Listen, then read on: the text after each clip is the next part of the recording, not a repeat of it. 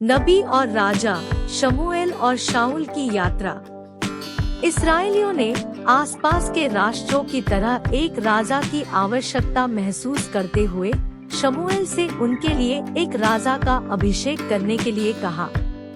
परमेश्वर ने शमूएल को इस्राएल के पहले राजा के रूप में बिन्यामीन के गोत्र से एक लंबे और सुंदर व्यक्ति शाऊल का अभिषेक करने का निर्देश दिया। शाऊल शुरू में अनिच्छुक था, लेकिन अंततः उसने यह भूमिका स्वीकार कर ली। शाऊल ने अपने राजत्व की शुरुआत अच्छी की, लेकिन जैसे जैसे समय बीतता गया उसे कुछ चुनौतियों का सामना करना पड़ा। शमूएल ने उसे परमेश्वर की ओर से स्पष्ट निर्देश दिए, जिसमें एक महत्वपूर्ण बलिदान देने से पहले उसे शमूएल की प्रतीक्षा करना भी शामिल था।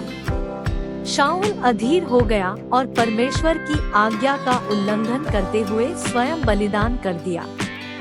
शमूएल ने शाऊल को उसकी अवज्ञा के लिए डांटा और चेतावनी दी कि उसका राज्य नहीं टिकेगा।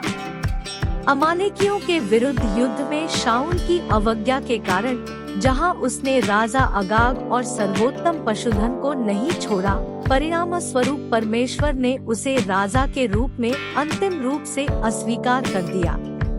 परमेश्वर ने शमूएल को यिशै के पुत्रों के बीच अगले राजा को खोजने के लिए बेथलेहम जाने का निर्देश दिया।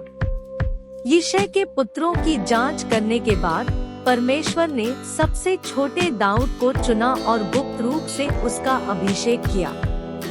दाऊद बाद में इज़राइल का सबसे प्रिय राजा बन गया। जैसे ही दाऊद को लोकप्रियता और सफलता मिली, शाऊल को ईर्ष्या होने लगी और उसने उसे मारने की कोशिश की। दाऊद भाग गया और वह और उसके वफादार समर्थक छिपकर रहने लगे। शाऊल की ईर्ष्या और व्यामोह के कारण पलिश्तियों के विरुद्ध युद्ध में उसका और उसके पुत्रों का दुखद अंत हुआ, जहां वे मारे गए। यह घटना हमें सिखाती है कि ईश्वर जानता है कि हमारे लिए सबसे अच्छा क्या है। वह हमारे दिलों को देखता है और महान कार्य करने के लिए उन लोगों को चुनता है जो विनम्र और आज्ञाकारी है। शमूएल की तरह हमें हमेशा परमेश्वर की पुकार सुनने और अपने जीवन में उनके मार्गदर्शन का पालन करने के लिए तैयार रहना चाहिए।